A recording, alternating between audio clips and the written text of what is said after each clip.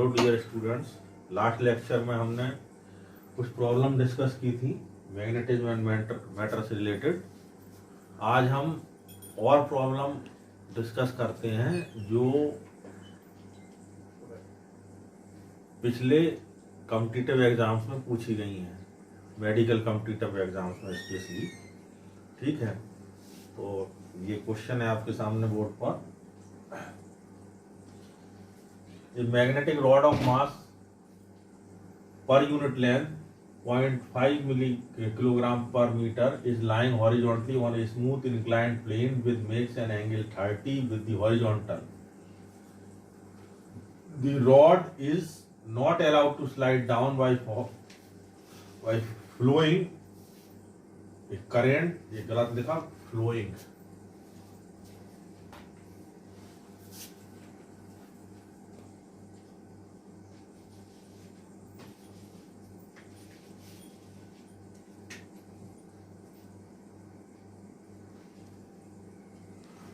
by flowing a current through it when a magnetic field of induction 0.25 Tesla is acting on it in the vertical direction. The current flowing in the rod, so keep it stationary is. ठीक,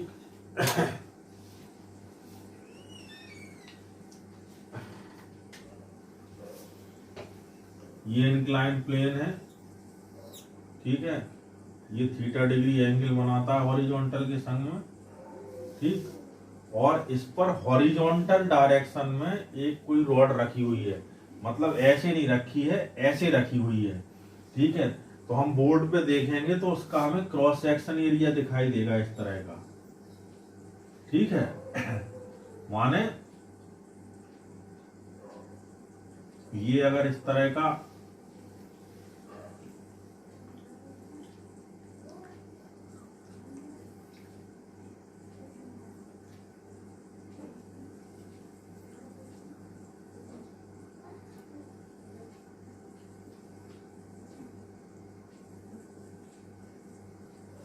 इस तरह का एक inclined plane है, तो rod ऐसी रखी हुई है, ऐसी हॉरिजॉन्टली। क्लियर? तो इस पर वर्टिकली काम करती है मैग्नेटिक फील्ड। ठीक, तो करंट इसमें फ्लो कर रही है। करंट सपोज करो इसमें इस डायरेक्शन में फ्लो कर रही है, मतलब इस डायरेक्शन में फ्लो कर रही है इधर को। ठीक, तो फोर्स इसमें कहां को लगेगा? फ्लेमिंग लेफ्ट हैंड रूल से देखो, करंट इस डायरेक्शन में फ्लो कर रही है, मैग्नेटिक फील्ड की डायरेक्शन ऊपर है, तो फोर्स इसमें इस तरफ की तरफ लगेगा। किस तरफ? Horizontally towards right. तो ये मैग्नेटिक फोर्स इसमें लगेगा इस डायरेक्शन में। ठीक है, और इसका वेट काम करेगा नीचे की तरफ। ठीक, ये इस पर नॉर्मल है, तो ये थीटा होगा। ठीक है, और ये थीटा होगा। ठीक, तो यहां देखें तो यहां mg cos थीटा काम करेगा और यहां काम करेगा mg sin थीटा। इस mg के हमने वर्टिकल और हॉरिजॉन्टल दो कंपोनेंट करे, तो इसका वर्टिकल कंपोनेंट आएगा इस डायरेक्शन में mg sin थीटा और हॉरिजॉन्टल कंपोनेंट आएगा इधर mg cos थीटा। तो यहां mg sin थीटा लेते हैं हम, और ये फोर्स है, फोर्स का वर्टिकल कंपोनेंट आएगा इस डायरेक्शन में mg cos थीटा, और इसका horizontal component f cos theta इस डायरेक्शन में आएगा। ठीक है, तो ये स्टेबल बनी रहे, इसके लिए ये mg sin theta f cos theta के बराबर होगा, fm cos थीटा के बराबर। ठीक है, ये डायग्राम से क्लियर हो गया।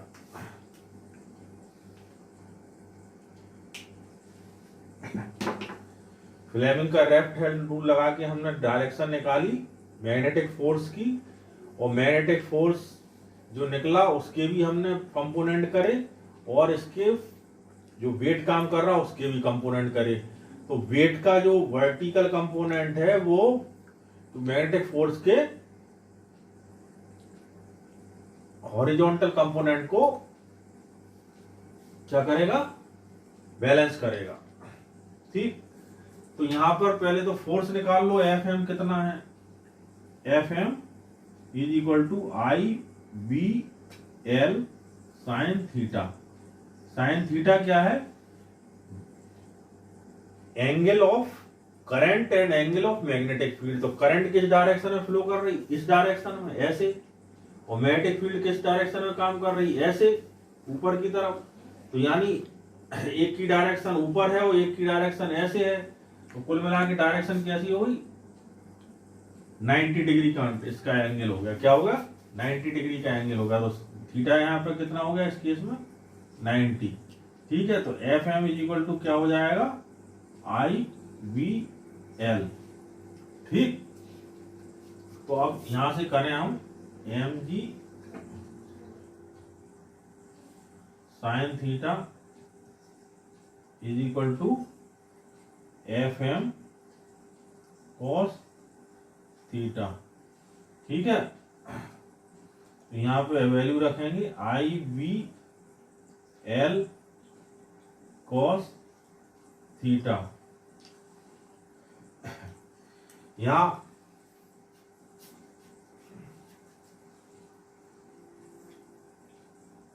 एम जी साइन थीटा, यहां आई की वैल्यू निकालना है, हमें आई की वैल्यू निकालना है।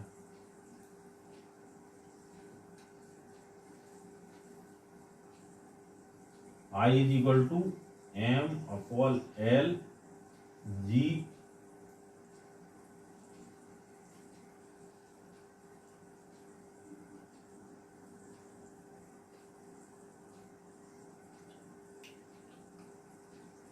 B ten theta. ठीक है, तो मास पर यूनिट लेंथ कितना दिया है, 0.5। जी की वैल्यू कितनी होती, 9.8। ठीक, और बी कितना है, ये पूरी वैल्यू दी हुई है, बी कितना है 0.25 टेस्ला, 0.25 टेस्ला। और 1030 की वैल्यू कितनी होती, यहाँ ये 30 है, 1030 की वैल्यू कितनी होती, 1/√3। ठीक है, तो ये इससे 2 बार कैंसिल हो जाएगा, तो ये हो जाएगा 19.6 अपॉन 1.732। तो इसकी वैल्यू आएगी 11.32 ampere. Third answer is correct.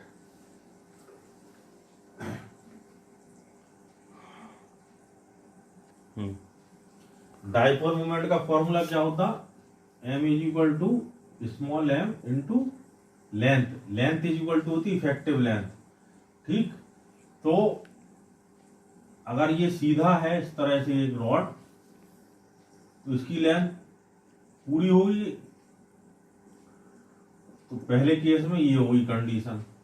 अब दूसरे केस में जब इसको बेंड कर दिया, तो इसकी इफेक्टिव लेंथ जे आर है, ये आर है, तो ये 60 डिग्री का एंगल है, तो ये भी आर होगी।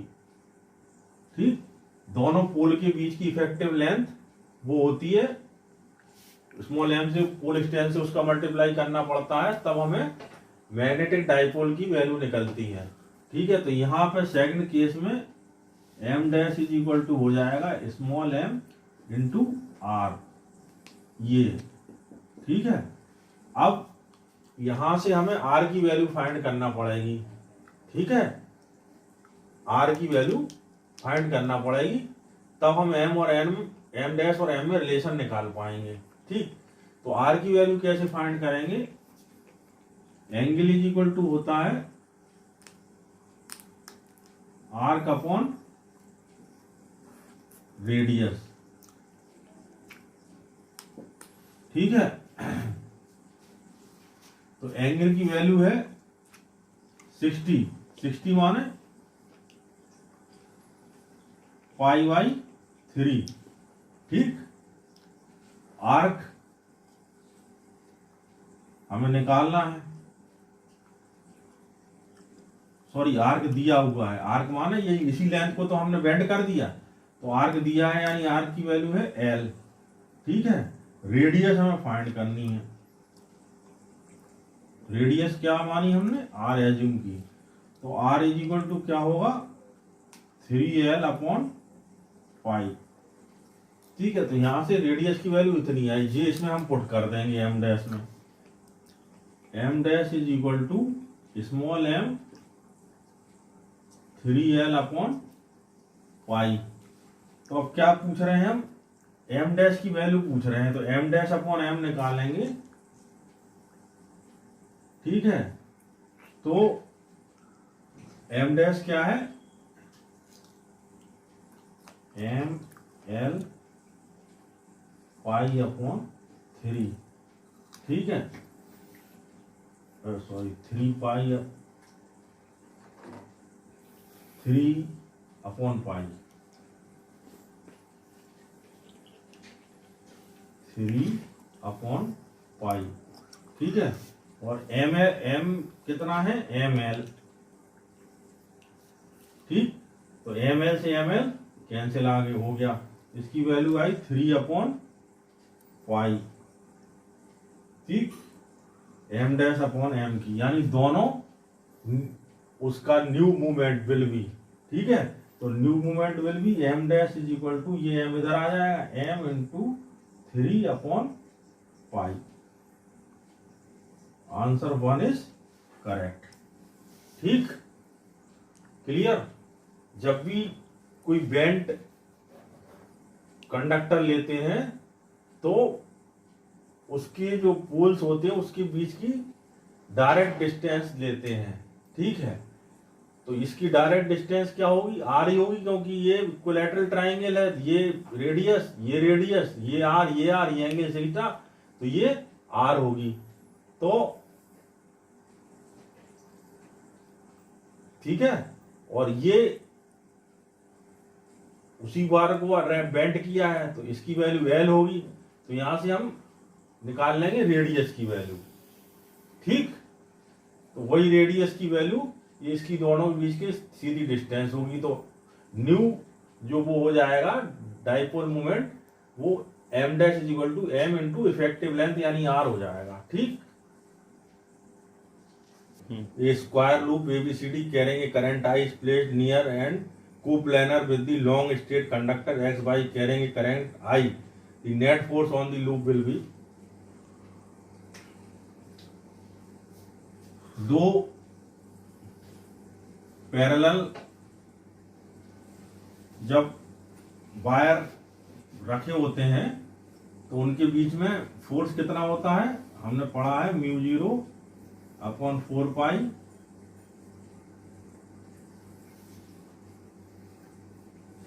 टू I1 I2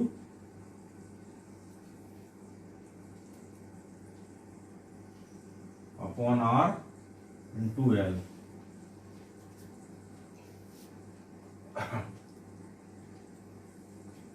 अगर दोनों की करंट एक ही डायरेक्शन में है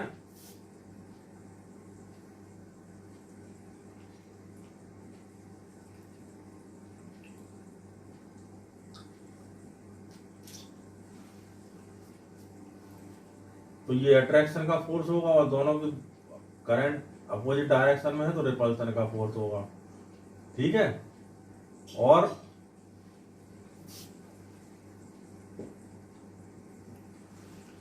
ये क्योंकि इसके संग में परपेंडिकुलर डायरेक्शन में है तो इस पर इसकी मैग्नेटिक फील्ड का कोई इफेक्ट नहीं होगा, यानी इन दोनों के बीच में कोई फोर्स नहीं होगा, ठीक है।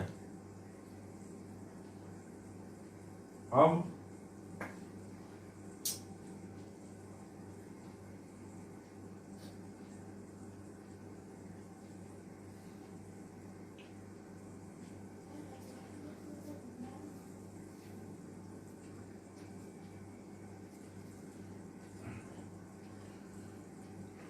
इसकी वजह से फोर्स निकालें, ये इसकी वजह से इन दोनों के बीच के फोर्स निकालें, और F1 is equal to mu zero upon 4 pi 2 I into small आई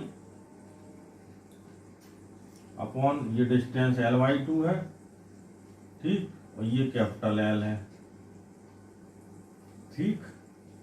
तो ये हो जाएगा म्यू जीरो अपॉन 4 पाई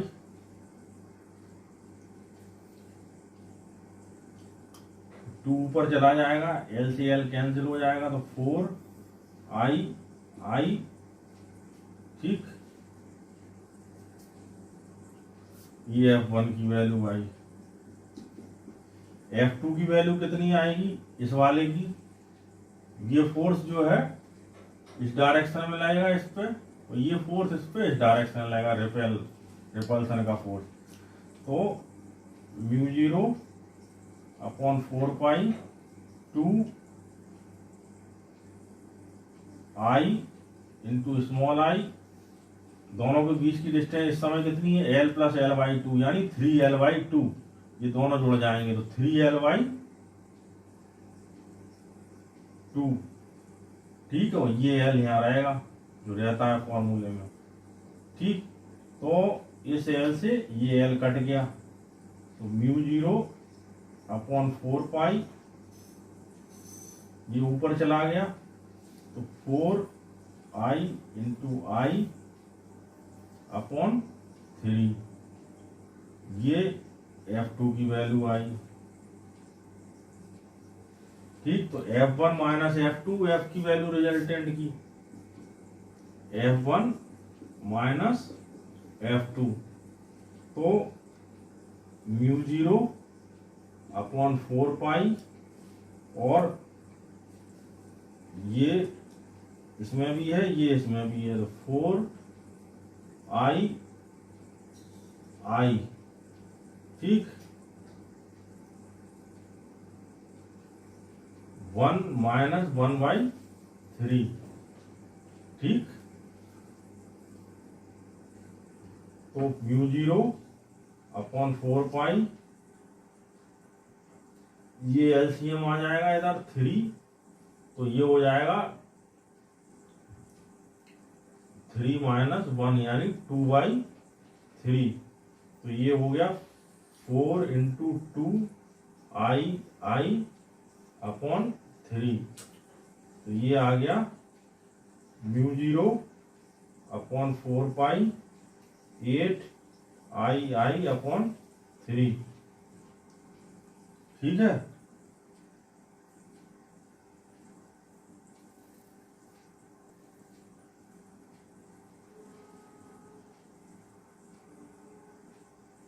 तो 4 2 जा 8, तो म्यू जीरो अपॉन 4 पाई 2 आई अपॉन 3, म्यू जीरो नीचे 4 से कट गया, तो म्यू जीरो अपॉन 5 बचेगा, क्या mu zero upon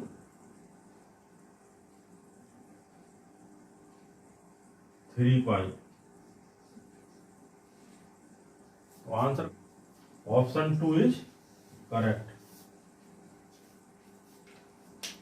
An electron is moving in a circular path under the influence of a transverse magnetic field of 3.57 into 10⁻⁻² Tesla if the value of E upon m, मतलब charge upon mass is 1.76 into 10⁻11 coulomb per kg, the frequency of revolution of electron is।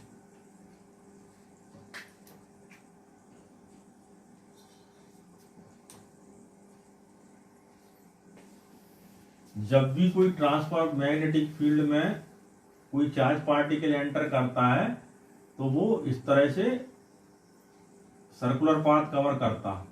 ये actually question पिछले chapter का है, ठीक है, moving charge and magnetic field वाला। तो यहां पे क्या होता है, इस पे लगने वाला लोरेंज फोर्स पहले कई बार क्वेश्चन कर चुके हैं हम लोग इस तरह के, V Q V sine theta की वैल्यू 90 हो जाएगी, इज इक्वल टू इसके सेंट्रीपिटल फोर्स के बराबर हो जाता है। ठीक, तो यहाँ इलेक्ट्रॉन है तो V E V is equal to M V square upon R. ठीक है, तो वी से ये वाला वी कट गया। ठीक, और यहाँ पे वी की जगह ले लेंगे आर ओमेगा, वी ई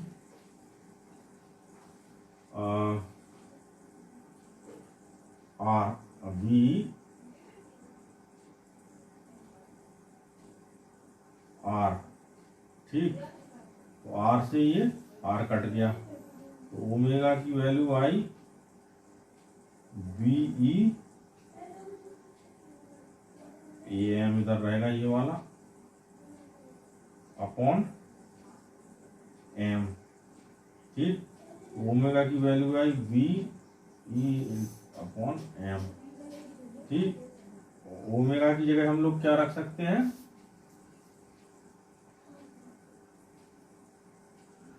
2 पाई एन, फ्रीक्वेंसी पूछी है ना, वी ई अपॉन एम, तो एन इज इक्वल टू आएगा बी अपॉन 2 पाई ई अपॉन एम।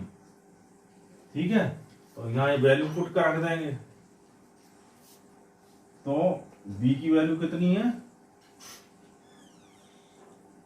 3.57 इंटू 10 की पावर -2।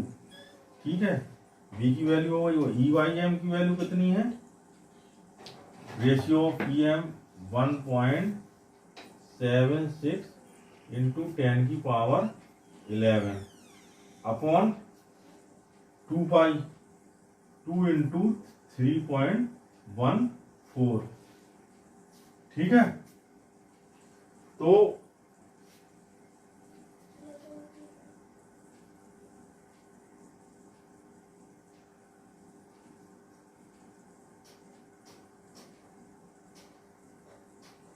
इसकी वैल्यू आएगी, इसको और इसको मल्टीप्लाई करेंगे तो 6.28 इंटू 10 की पावर 9, और इन दोनों को मल्टीप्लाई करेंगे तो इसकी वैल्यू भी आएगी 6.28, तो ये होगा 1 इंटू 10 की पावर 9, यानी 1 गीगा हर्ट्ज एन की वैल्यू, ये इसका आंसर है।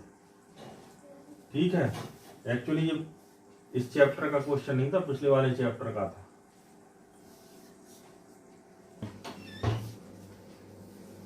The following figure shows the arrangement of bar magnets in different configuration. Each magnet has magnetic dipole moment m, which configuration has height net magnetic dipole moment. Dipole moment की direction क्या होती है, dipole moment की direction होती है from north south to north pole, ये है dipole moment की डायरेक्शन। ठीक है, तो वेक्टर है डाइपोल मोमेंट, तो जुड़ेगा कैसे, जैसे वेक्टर जोड़ते हैं सब, जैसे मान लो ए वेक्टर बी निकालना है, तो क्या होता है दोनों के बीच में अगर मान लो थीटा एंगल है तो क्या होता है a square plus b square plus 2 a b cos theta होता है दोनों के बीच का एंगल। ठीक है, तो यहां पे दोनों के बीच का एंगल कितना है 90। ठीक है, तो अगर टोटल एक का डाइपोल मोमेंट m है, दूसरे का भी m है, क्योंकि ऐसे एक से है। ठीक है, तो m dash is equal to क्या हो जाएगा m square plus m square is equal to 2m और m2 cos 90 की वैल्यू 0, तो ये हो जाएगा 2m स्क्वायर, m डैश की वैल्यू अंडर रूट, इधर स्क्वायर होता। ठीक है, तो यानी इसकी वैल्यू आई √2m। ठीक है, इस केस में m डैश की value m square plus m square plus 2m और m स्क्वायर और cos 30 की वैल्यू कितनी होती, √3/2। ठीक है, तो 2m square plus 2m square √3/2। ठीक है, तो इसमें 2m स्क्वायर कॉमन ले लिया, 1 प्लस √3/2। इधर से एलसीएम लेंगे तो m square 2 plus √3 m dash का स्क्वायर। ठीक है, तो m डैश क्या हो जाएगा, m और √।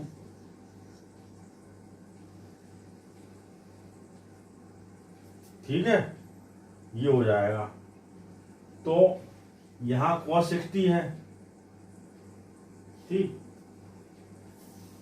और ये किस डायरेक्शन में होगा ये और समझते जाए। ये इस डायरेक्शन में होगा, ये इस डायरेक्शन में होगा, ये इस डायरेक्शन में होगा, ये इस डायरेक्शन में होगा, जे इस डायरेक्शन में होंगे, जे इस डायरेक्शन में होंगे, यानी एक दूसरे को रिपेल। इस समय क्या हो जाएगा, 0 हो जाएगा। यहाँ की वैल्यू क्या आएगी, यहाँ की वैल्यू निकालें अगर अपन, तो m डैश का होल का square equal to m square plus m square plus 2m यानी m स्क्वायर cos 60 की वैल्यू 1/2। तो 2m square plus 2m square into 1/2, 2 से 2 कट गया, तो 3m स्क्वायर m डैश का स्क्वायर। तो m dash is equal to हो जाएगा √3m। तो सबसे ज्यादा वैल्यू किसकी है, सबसे ज्यादा वैल्यू इसकी है। ठीक है, ये √2m, ये √3m, ये इससे भी ज्यादा है, और ये सबसे ज्यादा है। मतलब क्या होगा, जिसका एंगल कम होगा, जिसका एंगल कम होगा उसका डाइपोल मोमेंट ज्यादा होगा। अगर ये उल्टे रखे होते तो ये दोनों डाइपोल मोमेंट सीधे सीधे जुड़ जाते, मतलब n और n ऐसे ही रखे होते, n ये इधर n होता, ये इधर s होता, तो ये सीधे सीधे जुड़ जाते। मतलब जितना कम एंगल उतना डाइपोल मोमेंट दोनों का सीधा ज्यादा होगा। सिस्टम जो बना है कन्फ्यूजेशन, यहाँ 30 एंगल है इसलिए इसका ज्यादा है, यहाँ 60 है यानी इससे इसका कम है, क्योंकि 30 से 60 ज्यादा है। तो एंगल बढ़ा तो डाइपोल मोमेंट और कम हुआ, और जब एंगल और बढ़ा तो डाइपोल मोमेंट और कम हुआ, और जब एंगल 0 ही हो गया अपोजिट डायरेक्शन में, यानी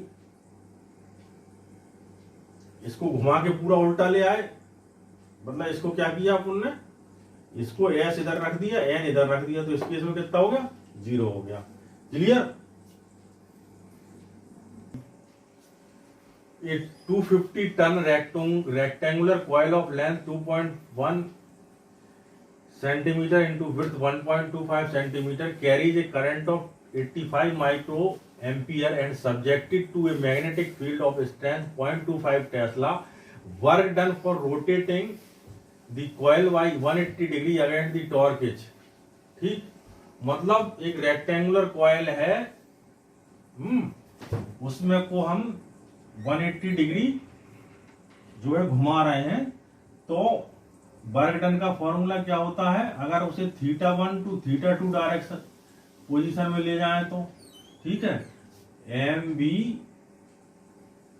cos θ1 माइनस cos θ2। ठीक, तो m की वैल्यू क्या होगी इसमें, n i a b। ठीक, cos 0 से ले आएंगे cos 180 तक, 180 तक, ठीक है। यहां n की वैल्यू कितनी है 250, i की वैल्यू कितनी है 85 इंटू 10 की पावर -6, ठीक है। a की वैल्यू कितनी है, दोनों का length into breadth, length into breadth 2.1 into 10 की पावर -2 इंटू 1.25 इंटू 10 की पावर -2, ठीक, इंटू b कितना है 0.85, ठीक। और cos 0 की वैल्यू 1 और cos A 180 की वैल्यू -1, तो -1 और माइनस माइनस प्लस हो जाएगा, तो 250 into 85 into 2.1 into 1.25 into 0.85 into 10 की पावर 4 और 10 की पावर 6 यानी 10 की पावर -10, और ये 1 और 1 2, ठीक है। जब हम ये पूरा कैलकुलेशन करेंगे तो इसकी वैल्यू आएगी 9.1 micro joule. Answer 1 is correct.